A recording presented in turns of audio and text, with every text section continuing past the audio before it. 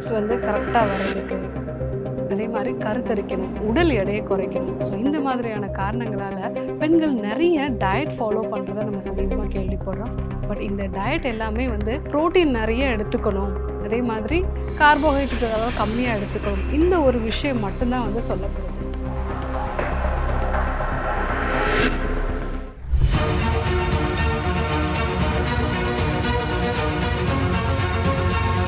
Doctor Srivarma's அழகும் ஆரோக்கியமும். ஸ்ரீவர்மா மருத்துவமனையின் மகளிர் சிறப்பு மருத்துவர் ஜெயரூபா. இந்த நாள் இனிய நாளாகவே என்னுடைய மனமார்ந்த வாழ்த்துக்களும் பிரார்த்தனைகளும். ஒரு டயட் அப்படிங்கிறது ஒரு ஆணுக்கு எல்லா நாளும் ஒரே மாதிரியான ஒரு ஹார்மோன் சைக்கிள் இருக்கிறதுனால அவங்களுக்கு ஓரளவுக்கு ஒத்துக்கும். ஆனால் ஒரு பெண்ணோட உடம்புல பார்த்தீங்க அப்படின்னா ஹார்மோன்ஸ் வந்து ஒவ்வொரு 15 நாளைக்கு ஒரு முறையும் வந்து மாறுபடும். அதே மாதிரி சில ஹார்மோன்ஸ் வந்து ஒரு சில சமயங்களில் மட்டும் ரொம்ப அளவில் அதிகமாக வந்து இருக்கும்.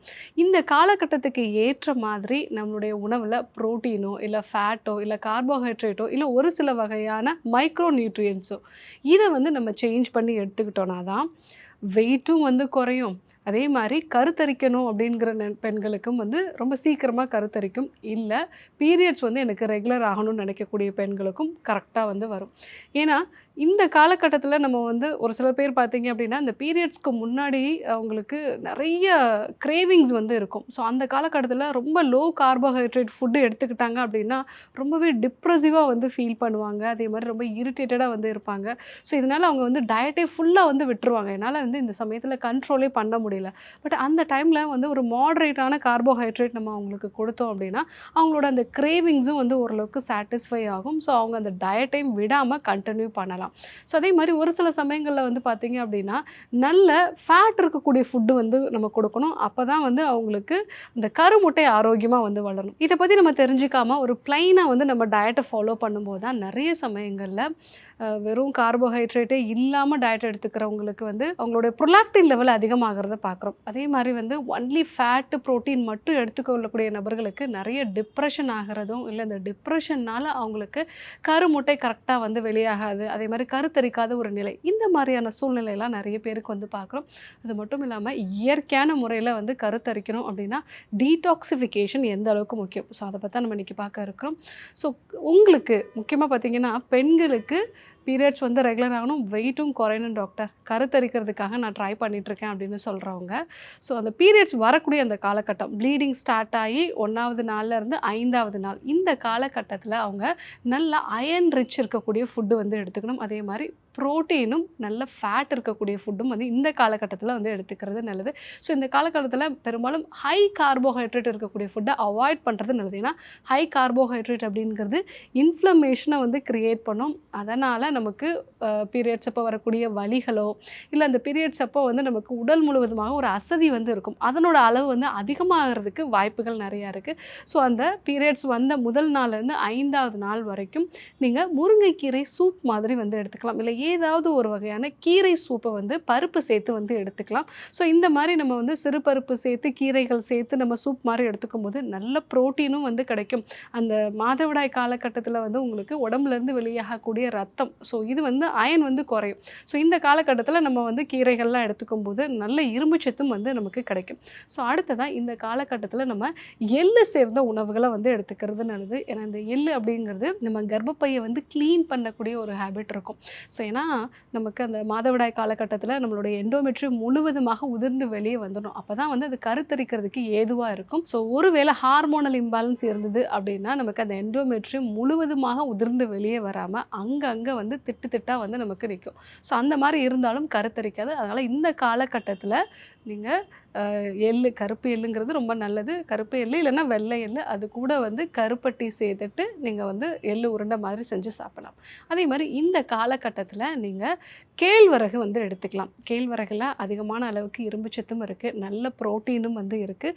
ஸோ இந்த காலகட்டத்தில் நமக்கு வந்து செரிமானமும் வந்து கொஞ்சம் நல்லா இம்ப்ரூவ் ஆகணும். ஸோ அந்த மாதிரி இருக்கும் பொழுது நீங்கள் வந்து கேழ்வரகு சேர்ந்த அடையோ இல்லை கேழ்வரகுனால செய்த கூழ் இந்த மாதிரி நீங்கள் எடுத்துக்கிட்டீங்க அப்படின்னா உங்களுக்கு ஓரளவுக்கு அந்த அதிகமான ஆனால் உதிரப்போக்கை வந்து ஓரளவுக்கு அது பேலன்ஸ்டாக வச்சுக்கும். புரோட்டீனும் வந்து நமக்கு கிடைக்கும். ஸோ இந்த மாதிரியான உணவுகளை நீங்கள் வந்து அந்த பீரியட்ஸ் இருக்கக்கூடிய காலகட்டத்தில் வந்து எடுத்துக்கலாம். பீரியட்ஸ் முடிஞ்சு அந்த 5வது நாள்ல இருந்து 12வது நாள் வரைக்கும். ஸோ இந்த காலகட்டத்தில் கருமுட்டை வளர்ச்சி அடையக்கூடிய காலகட்டம். இந்த காலகட்டத்தில் நம்ம அதிகப்படியான புரோட்டீனும் நல்ல ஃபேட்டும் வந்து கண்டிப்பாக வந்து எடுத்துக்கணும். ஒரு மாடரேட் அமௌண்ட் ஆஃப் கார்போஹைட்ரேட் நம்ம வந்து எடுத்துக்கலாம். ஸோ ஹை புரோட்டீன் அப்படின்னு நம்ம சொல்லும் பொழுது ரெகுலராக 2 இல்லைன்னா 3 நாட்டுக்கோழி முட்டை வந்து நம்ம காலையில் வந்து எடுத்துக்கலாம். ஸோ இதில் வந்து கோலின் சத்து வந்து இருக்குது. இது வந்து ஆரோக்கியமான கருமுட்டைக்கு தேவையான கொழுப்பு சத்தை வந்து கொடுக்கும். அதே மாதிரி அதிகப்படியான புரோட்டீனும் வந்து இருக்கிறதுனால கருமுட்டை ஆரோக்கியமாக வந்து உங்களுக்கு உருவாகும். அது மட்டும் இல்லாமல் இந்த காலகட்டத்தில் நீங்கள் கொண்டைக்கடலை வந்து எடுத்துக்கலாம். ஸோ கொண்டைக்கடலை வந்து காலை உணவோட ஒரு கைப்பிடி அளவு வேக வச்ச கொண்டைக்கடலை இல்லைனா வந்து பச்சை பயிறு, ஸோ ஏதாவது ஒன்று வேக வச்ச பயிறு வகைகளில் காலை வேளையில் வந்து நம்ம எடுத்துக்கலாம். ஸோ அந்த மாதிரி எடுத்துக்கும் பொழுது உங்களுக்கு நல்ல புரோட்டீனும் வந்து கிடைக்கும். அதே மாதிரி இந்த காலகட்டத்தில் நீங்கள் அவகாடோ வந்து எடுத்துக்கலாம். ஸோ அவகாடோ அப்படிங்கிறது வந்து நல்ல ஒமேகா 3 ஃபேட்டி ஆசிட்ஸ் இருக்குது, ஜிங்க் சத்து வந்து இருக்குது. ஸோ இது வந்து உங்களுக்கு ஓரளவுக்கு ஸோ அந்த நம்மளுடைய கருமுட்டை உருவாகிறதுக்கு அந்த கரு வளர்ச்சி அடைகிறதுக்கு தேவையான ஒரு நியூட்ரியன்ஸை வந்து கொடுக்கும். ஸோ இந்த உணவுப் பொருட்கள்லாம் நம்ம வந்து அந்த மாதவிடாய் முடிஞ்சு அடுத்து இருக்கக்கூடிய 12வது நாள் வரைக்கும் ஒரு வாரம் வரைக்கும் நம்ம வந்து எடுத்துக்கலாம். ஸோ அடுத்தது பார்த்திங்கன்னா அந்த 12வது நாள்ல இருந்து 18வது நாள் வரைக்கும் இது வந்து ஓவுலேஷன் பீரியட். ஸோ இந்த காலகட்டத்தில் நம்ம வந்து இந்த காலகட்டத்திலையும் நல்ல புரோட்டீன் வந்து எடுத்துக்கணும். ஆனால் நீர் காய்கறிகள் வந்து இந்த காலகட்டத்தில் நிறைய எடுத்துக்கணும். ஸோ நீர் காய்கறிகளோட நல்ல ஜிங்க் சத்து இருக்கக்கூடிய உணவுப் பொருட்களையும் நம்ம எடுத்துக்கிட்டோம் அப்படின்னா கருமுட்டை முதிர்ச்சி அடைஞ்சிருச்சு. ஆனால் நிறைய பேருக்கு வந்து பார்த்திங்க அப்படின்னா அது அந்த கருமுட்டையை வந்து வெடித்து வெளியே வராது. ஸோ அந்த கிராஃபின் ஃபாலிக்கல் செல்லிருந்து அது வந்து கருமுட்டையாக வெளியே வராது. ஸோ அந்த மாதிரி இருக்கக்கூடிய ஒரு மந்தத்தன்மை இருக்கும் பொழுது நீர் காய்கறிகளும் அதே மாதிரி நல்ல ஃபைபர் கண்டென்ட் இருக்கக்கூடிய காய்கறிகளும் நிறைய எடுத்துக்கலாம். ஸோ இந்த காலகட்டத்தில் நீங்கள் வந்து புடலங்காய், பீர்க்கங்காய் இந்த மாதிரியான காய்கறிகள், அதே மாதிரி வந்து நீங்கள் சுரக்காய் இந்த மாதிரியான நீர் காய்கறிகளை வந்து நிறைய எடுத்துக்கலாம். அதே மாதிரி நல்ல ஃபைபர் இருக்கக்கூடிய நாட்டு காய்கறிகள் எல்லாமே வந்து எடுத்துக்கலாம். ஸோ அவரைக்காய், பீன்ஸ் இந்த மாதிரியான காய்கறிகளை வந்து நிறைய எடுத்துக்கலாம். அதே மாதிரி இந்த காலகட்டத்தில் நீங்கள் புரோட்டீன் இருக்கக்கூடிய உணவுப் பொருட்களும் சேர்த்து எடுத்துக்கிறது நல்லது. நீங்கள் வந்து மீன் வகைகள் வந்து எடுத்துக்கலாம். அதே மாதிரி வந்து நட்ஸ் வகைகளும் வந்து நீங்கள் எடுத்துக்கலாம். ஸோ இதெல்லாம் வந்து இந்த ஓவுலேஷன் பீரியடில் வந்து நீங்கள் எடுத்துக்கிட்டீங்க அப்படின்னா உங்களுக்கு கருமுட்டை கரெக்டாக வந்து வெளியாகும்.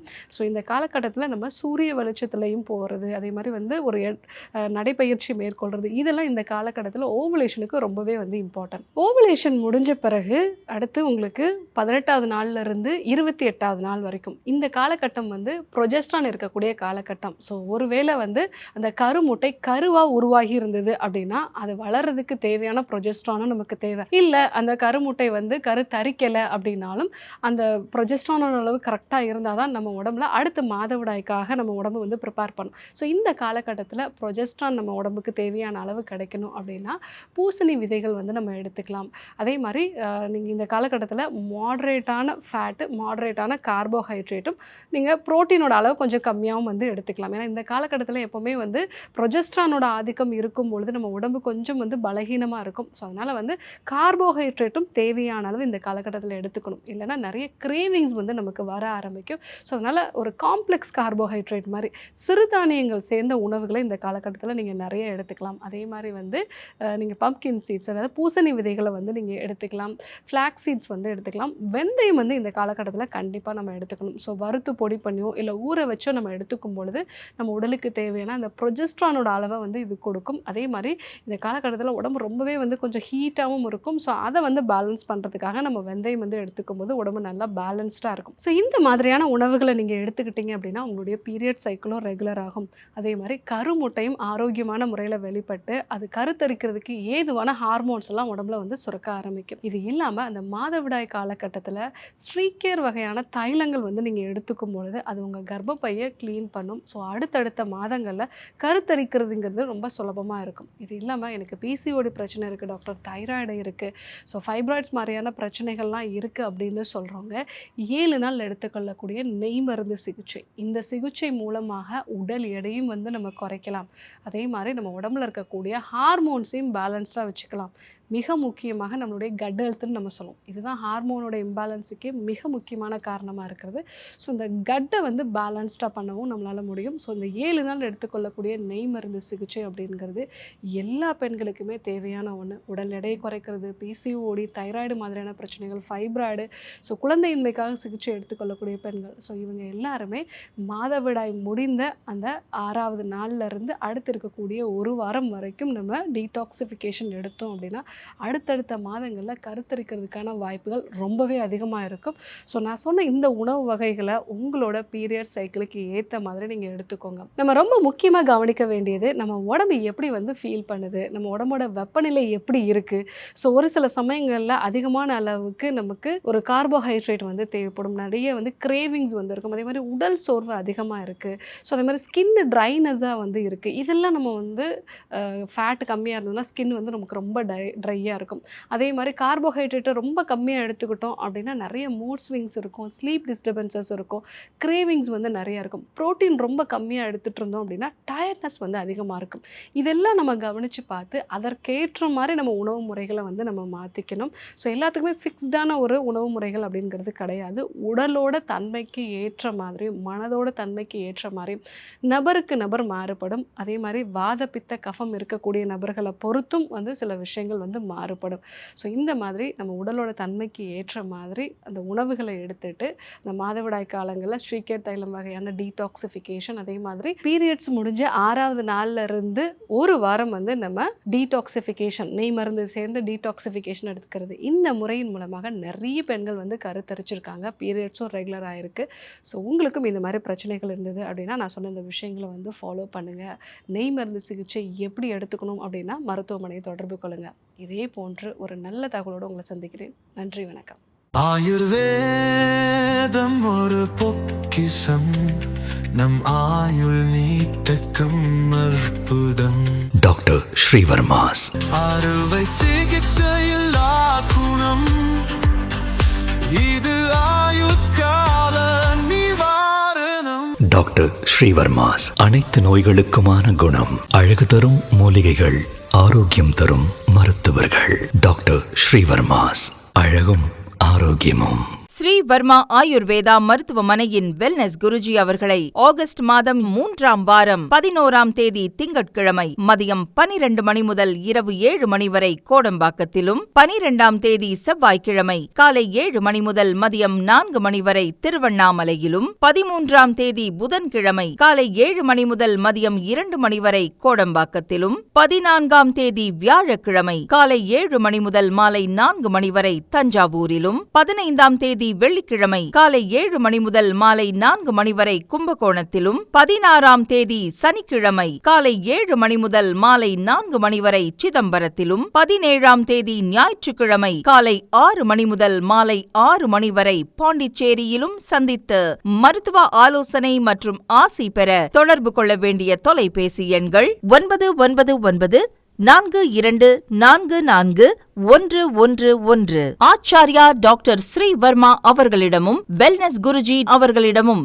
நேரடியாக பயிற்சியும் ஆசியும் பெற்ற doctor Hemala Tiruvallur, doctor Aneesh Fathima Ambattur, doctor Surya Kodambakkam, doctor Jayarupa Manapakkam, doctor Mekala Velachery, doctor Jayakanthan Pondicherry, doctor Rizwana Tiruvannamalai, doctor Saraswathi Salem, doctor Mary Kalsa Trichy, doctor Abinasha Thanjavur, doctor Abina Mobisha Madurai, doctor Jebashin Nagercoil, doctor Malathi Coimbatore, doctor Kiruthika Hosur, doctor Guna Apsara Bangalore, doctor Navneeth Hyderabad, doctor Siddhanath Mumbai. பட்டப்படிப்பு மற்றும் பட்ட மேற்படிப்பு முடித்த மருத்துவர்களை சந்தித்து சிகிச்சை பெறலாம்.